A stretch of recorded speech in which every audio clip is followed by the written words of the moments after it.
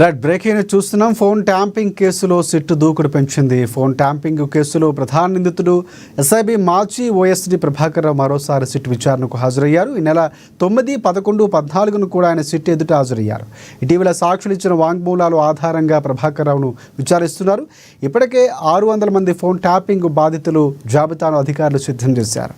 Phone tapping ప్రధానంగా వారు ఇబ్బందులకు గురైన తీరును వివరించి దానిపై ప్రభాకర్ రావుకు ఏం చెబుతారనే విషయంపై కూడా నమోదు చేయబోతున్నట్లు తెలుస్తోంది.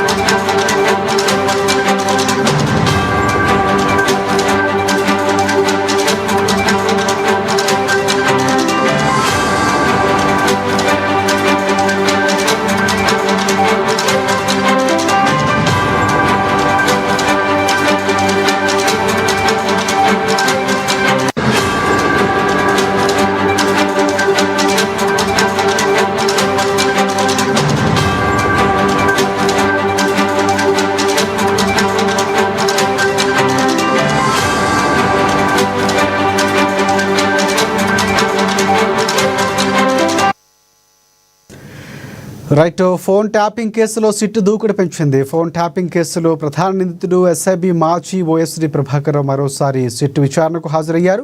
ఈ నెల 9, 11, 14 కూడా ఆయన సిట్టు ఎదుట హాజరయ్యారు. ఇటీవల సాక్షులు ఇచ్చిన వాంగ్మూలాల ఆధారంగా ప్రభాకర్ రావును విచారిస్తున్నారు.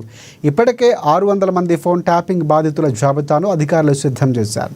ఫోన్ ట్యాపింగ్తో వారు ఇబ్బందులకు గురైన తీరును వివరించి దానిపై ప్రభాకర్ రావు ఏం చెబుతారన్న విషయాన్ని కూడా నమోదు చేయబోతున్నట్లు సమాచారం.